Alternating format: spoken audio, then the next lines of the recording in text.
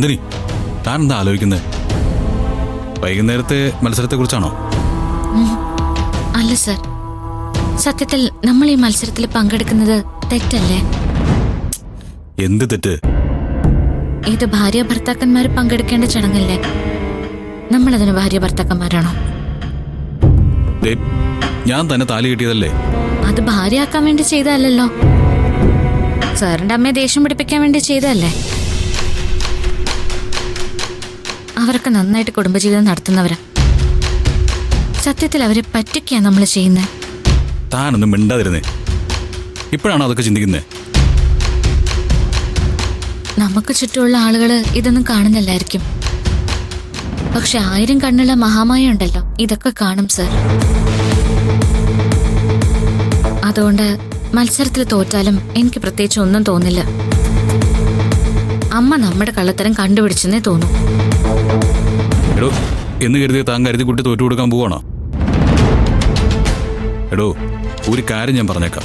അവനുണ്ടല്ലോ ആ ഗിരി, അവൻ എന്തൊക്കെയോ പ്രത്യേകതയുണ്ടെന്നും പറഞ്ഞ് മസിലും പിടിച്ച് നടക്കുക. അത് വിട്ടുകൊടുക്കാൻ എനിക്ക് പറ്റില്ല. താൻ ഈ മത്സരത്തിൽ ജയിക്കണം. ചടങ്ങിന് ഞാൻ നിൽക്കും, നിന്നില്ലെങ്കിൽ അത് മര്യാദകേടാ. പക്ഷെ ജയിക്കാനൊന്നും ഞാൻ നോക്കില്ല. ഓ, അപ്പൊ അമ്മയുടെ മുന്നിൽ ഞാൻ തോറ്റോട്ടെ എന്നാണോ? ഇതാ കണ്ടോ, സാറിന്റെ മനസ്സിലിരിപ്പ് വെളിയിൽ വന്നത് കണ്ടോ? സാറിന് ഈ ദമ്പതി പൂജയും പ്രശ്നമല്ല, ഇതിൽ ആര് പങ്കെടുക്കണമെന്നും പ്രശ്നമല്ല. എവിടെ ചെന്നാലും അമ്മയെ തോൽപ്പിക്കണം.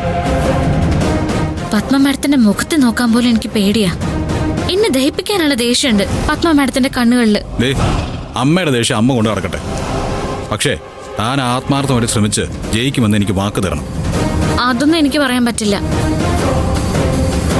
അമ്മയ്ക്ക് ചില തീരുമാനങ്ങളുണ്ടാവും ആര് ജയിക്കണമെന്ന്. അവര് തന്നെ ജയിക്കൂ.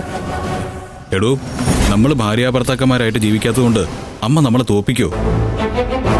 തനിക്കല്ലേ ഈ ദേവീദേവന്മാരുടെ കാര്യങ്ങളൊക്കെ ഒരുപാട് അറിയാവുന്നത്. ദേവിയുടെ കാര്യമാണ് ചോദിച്ചതെങ്കില് ഇവിടെ എല്ലാം തീരുമാനിക്കുന്നത് വിധിയാ. ഇത്തവണ ഇവിടെ ഈ മത്സരത്തിൽ വിജയിക്കാൻ വിധി ആർക്കാണോ അവര് തന്നെ വിജയിക്കും. അതിലൊരു സംശയം വേണ്ട. ഇതുവരെ എനിക്ക് കുറച്ച് മനസ്സമാധാനം ഉണ്ടായിരുന്നു. താൻ ഇത് വിൻ ചെയ്യുന്ന ഞാൻ പ്രതീക്ഷിച്ചിരുന്നത്. അപ്പോഴയാളൊരു വിധി. ആ, ഇനിയിപ്പോ വൈകുന്നേരം താൻ പറഞ്ഞ മഹാമായയുടെ വിധി എന്താണെന്ന് നോക്കാം.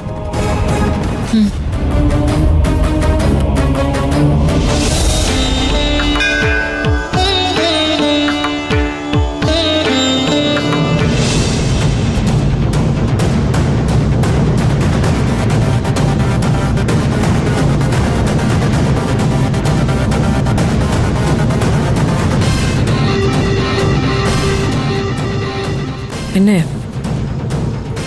ആദ്യത്തെ മത്സരത്തിൽ തന്നെ മഞ്ജു ജയിച്ച അതൊരു മാനസികമായ മുൻതൂക്കമാണ്. അടുത്ത മത്സരത്തിലും അവൾ തന്നെ ജയിക്കും. മഞ്ജുവിനെ കൊണ്ട് സാധിക്കും മമ്മി, ഒരു സംശയം വേണ്ട. ഈ മത്സരത്തെക്കുറിച്ചൊന്ന് പറയാം. ഇടവും വലവും ഇരിക്കുന്ന ഈ 2 വിളക്കുകളാണ് മത്സരത്തിൽ പങ്കെടുക്കേണ്ടവർ തെളിയിക്കേണ്ടത്. ഏറ്റവും ആദ്യം എല്ലാ ദീപങ്ങളും മുറക്കി പൂർത്തിയാക്കുന്നതാരാണോ അവരാണ് മത്സരത്തിൽ വിജയിയാവുക.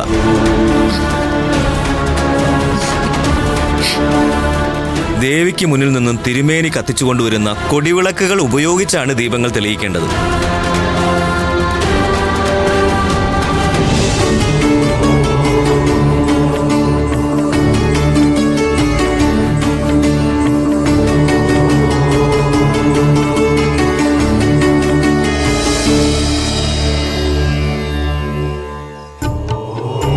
മണി മുഴങ്ങിക്കഴിയുമ്പോൾ സുമംഗലി പൂജയിലെ ആദ്യത്തെ മത്സരമായ 1000 വിളക്ക് കത്തിക്കൽ മത്സരം ആരംഭിക്കും.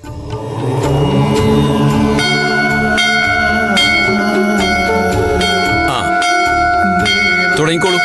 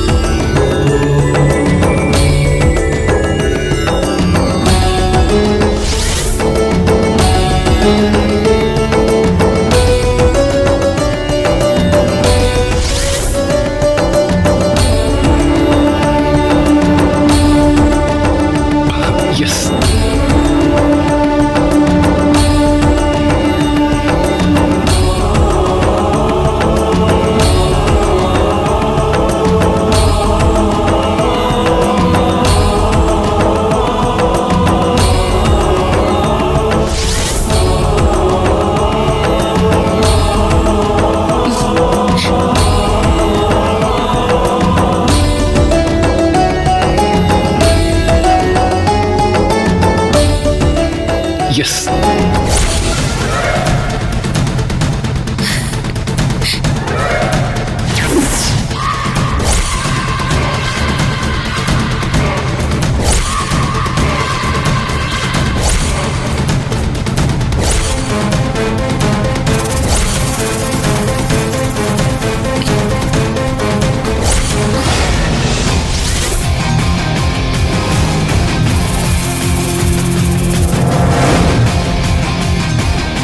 കത്തിക്ക ചേച്ചി മഞ്ജു, വേഗം കത്തിക്ക.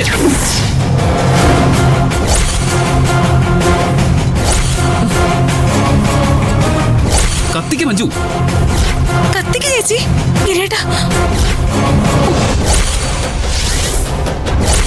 കത്തിക്ക. കത്തിക്ക്. കത്തിക്കടി.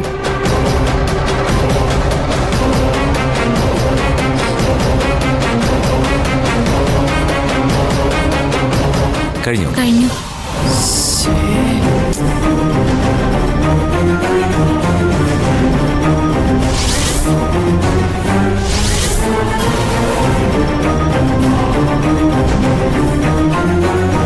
ഒന്നാമത്തെ മത്സരത്തിൽ എല്ലാ വിളക്കുകളും കത്തിച്ച് പൂർത്തിയാക്കിയ നന്ദിനി വിജയിച്ചിരിക്കുന്നു.